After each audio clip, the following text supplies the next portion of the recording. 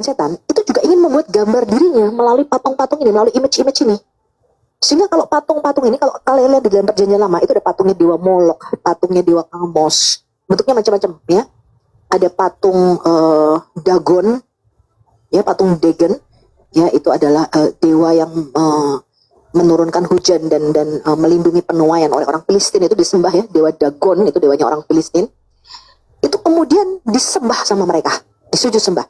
Termasuk kalau Anda lihat di dalam Quran sendiri, di Ka'bah itu ada banyak patung-patung, ya, ada banyak patung-patung yang kemudian itu adalah image daripada si setan, image daripada itu disembah teman-teman sama mereka. Nah, Allah itu juga bikin patung yang hidup. Siapa patung yang hidup? Manusia. Karena itu di dalam Alkitab, manusia itu menerima sujud dan sembah, menerima proskuneo. Karena melalui manusia, karena roh Allah itu tinggal di dalam kita, nafas Allah tinggal di dalam kita, maka Allah itu dimuliakan melalui manusia, melalui kita. Demikian juga iblis. Kalau Anda lihat misalnya Kejadian 2 ayat 7, saya bacakan Anda Kejadian 2 ayat 7 ya teman-teman. Ketika itulah Tuhan Allah meniupkan, menghembuskan, ya, nesemah kayim atau nafas hidup ke dalam lubang hidung Adam, ya, lubang hidung manusia itu, dan manusia itu menjadi makhluk yang hidup. Saya kasih tahu Anda kenapa Musa menulis Kejadian 2 ayat 7.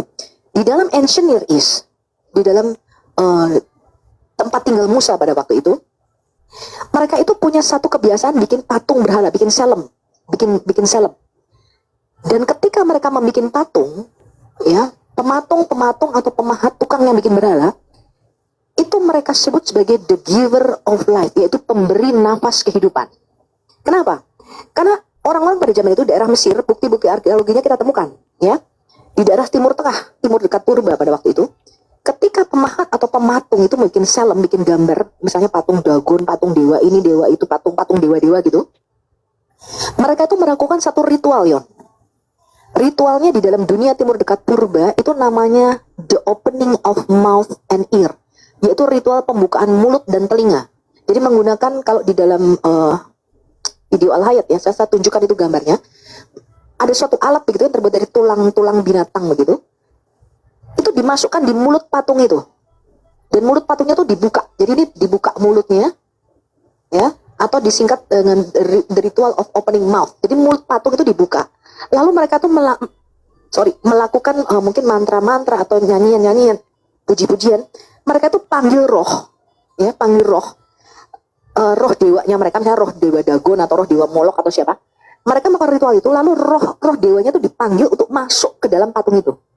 Nah, kalau Anda tidak belajar engineering, Anda tidak tahu begitu-begitu. Makanya ketika Musa menulis Kejadian 2 ayat 7, ketika itulah Tuhan Allah menghembuskan nesemah kayim ke dalam lubang hidung Adam, sehingga Adam itu menjadi makhluk yang hidup.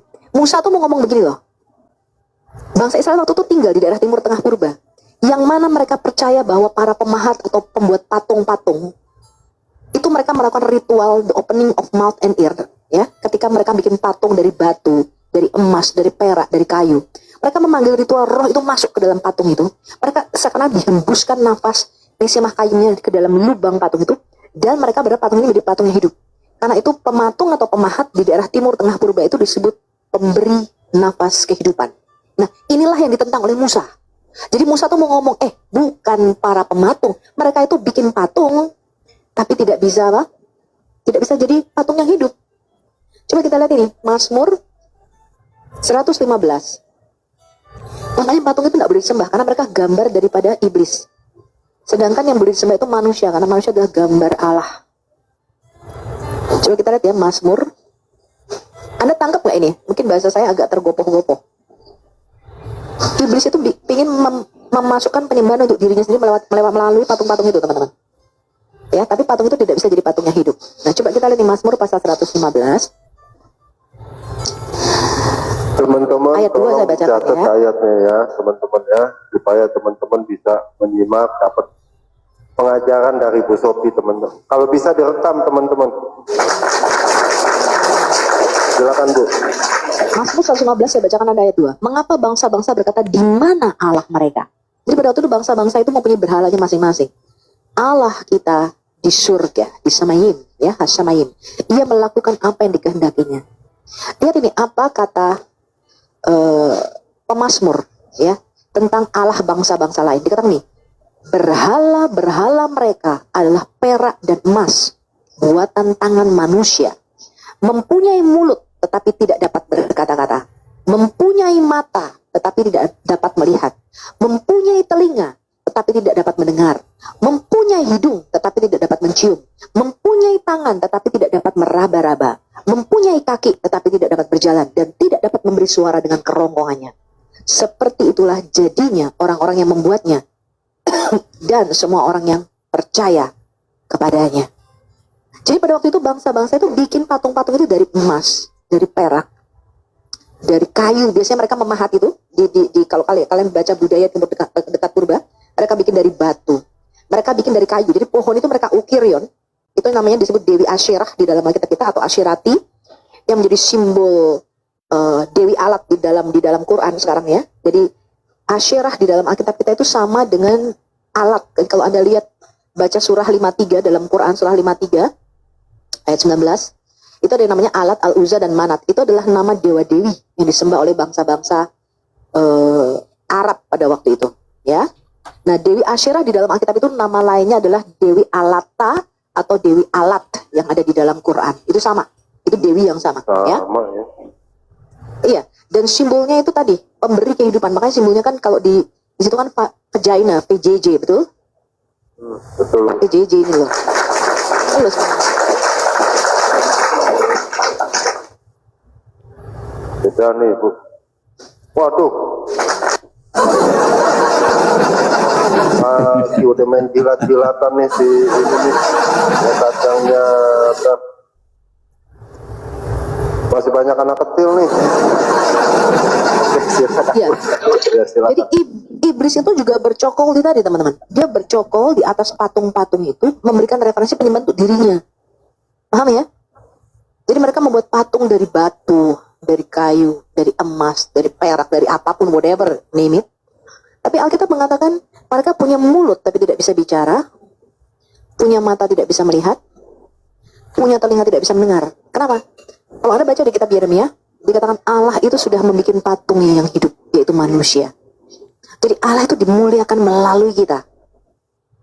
Ya, manusia adalah simbol kemuliaan. Karena itu Allah berkata begini, kenapa manusia ini ditebus dari neraka, dari kematian kekal? Karena Allah berkata begini, karena engkau mulia dan berharga di mataku, dan aku ini mengasihimu. Karena kita ini diciptakan menurut gambarnya dia, menurut pola, patternnya dia. Ya, Allah itu menciptakan satu patung yang hidup, yang bisa bicara, yang bisa bernafas. Allah menciptakan saya sebagai patung yang hidup. Saya punya mata bisa melihat, saya punya mulut bisa bicara, saya punya telinga bisa mendengar. Nah, iblis juga pengen bikin yang begitu, sayangnya nggak bisa. Nah, patung-patung berhala inilah yang kemudian dijadikan tempat bercokolnya. Kalau Anda terus kasih sesajen, Anda berdoa di situ, ini lama-lama nih patung nih kemasukan roh nih, teman-teman, paham nggak? Ritual pemanggilan roh. Jadi mereka tuh melakukan itu, mereka akan manggil roh. Dilakukan ritual-ritual di depan patung-patung itu. Ya, saya kembali ke sini. Jadi baik proskuneo, sujud, baik itu latria, tidak boleh dilakukan di depan patung apapun. Paham? Karena the image of God itu adalah manusia. Hah? Paham, Ibu. Jadi yang tadi gambar itu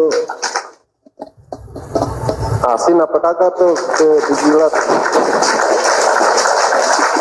Wangi katanya kan, dia punya kan di ini. Saya mau jadi makan keju aja, keju kan asin. Oke, kita Bu, sabar dulu ya, teman-teman. Sekali lagi, ini himbauan buat teman-teman ya. Ketika Bu Sophie mengajak, ketika Ibu Sophie, ini kan mendadak nih teman-teman. Tapi walaupun begitu, teman-teman bisa rekam, bisa catat ayat-ayatnya, bisa mendengarkan berulang-ulang kali ya. Mudah-mudahan nama rakam Apologetika YouTube-nya ada nih ya. Itu. Untuk apa sih? Ya untuk kita mendapat pengetahuan yang kita tidak dapat di gereja, teman-teman. Bisa saya tambahkan sedikit, Bang? Ya, silakan. Ya, kalau kita baca di Pengkhotbah 9 ayat 5, ini mengenai tentang orang mati ya. Pengkhotbah 9 ayat 5 beginilah firman Tuhan, sebab orang yang hidup tahu bahwa mereka akan mati, tetapi orang yang mati tidak tahu apa-apa. Jadi jelas orang mati tidak tahu apa-apa. Tak ada lagi upah bagi mereka. Bahkan kenangan akan mereka sudah lenyap. Jadi berdoa kepada orang mati itu tidak ada gunanya, ya. Memberikan sesajen atau makan makanan kepada orang mati sudah tidak ada gunanya lagi.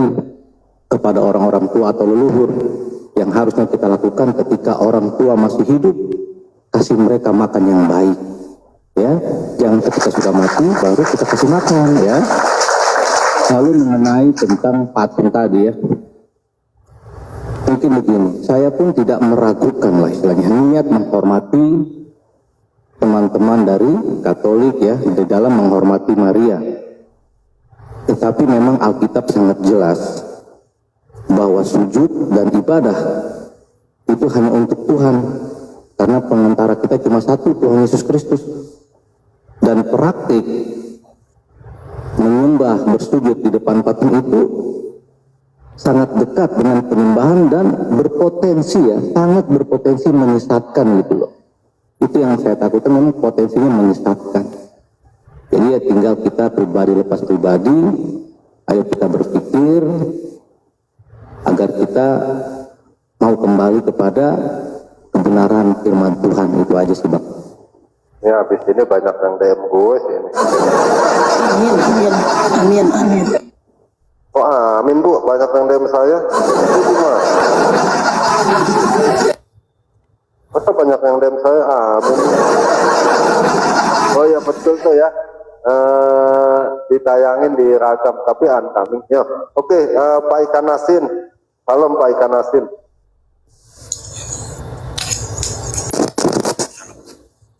Pak Ikan Asin, salam. Nah ini salah satu orang Katolik yang apa sih?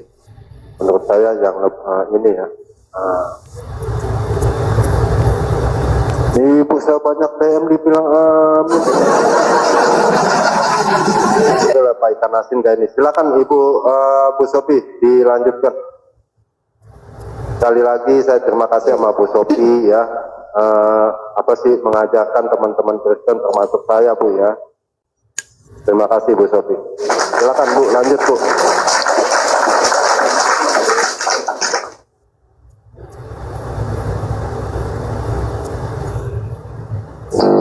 Turun Pak Ikan Asin. Gini, kalian kalau misalnya saya yang ngomong, kalian bisa protes. Kalau saya yang ngomong, kalian bisa ini Bu Sophie yang lagi ngajar, jangan begini Bu, sebentar ini. Jangan teman-teman, kalian kapan lagi dapat pengetahuan, pengajaran. Aduh, bukan saya ini ya. Biar kita simak, itu maksud saya teman-teman. Nanti dibilang Hosewo mau ngomong aja nggak bisa. Bukan, kita bukan acara ketamasya nih. Ya, jarang-jarang loh Bu Sophie mau ngajarin.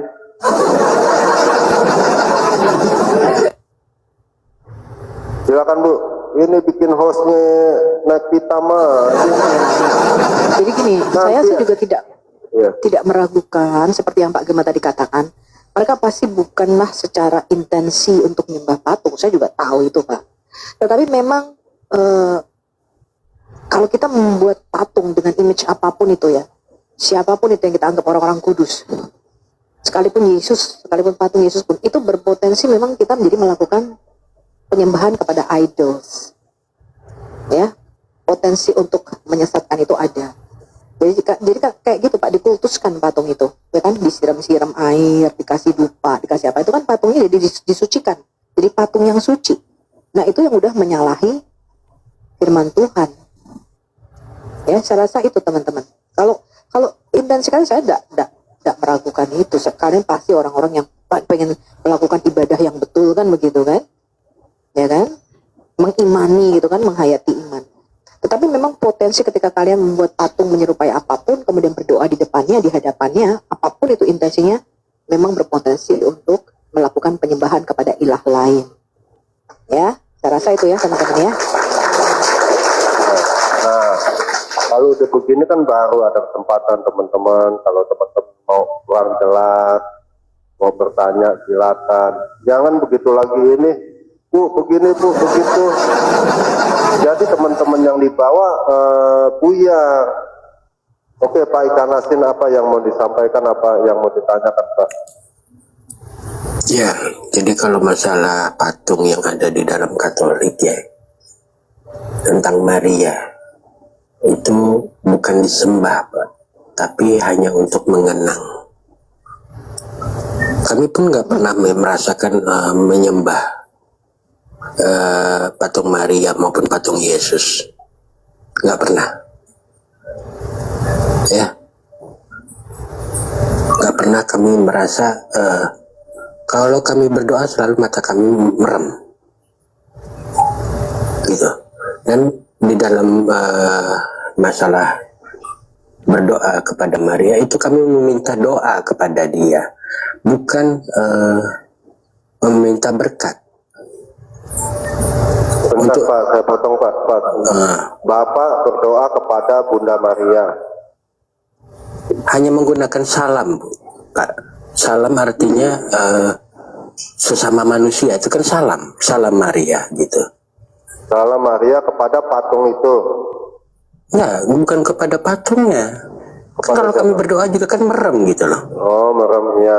Maksudnya Ya kan? berdoa kepada... Nggak melihat patung itu kan gitu. Iya Pak, aduh Pak sahabat, saya cuma nanya. Bapak berdoa kepada Bunda Maria. Mengucapkan salam Pak. Iya, mengucapkan salam kepada Bunda Maria. Ya sudah. Ya sudah.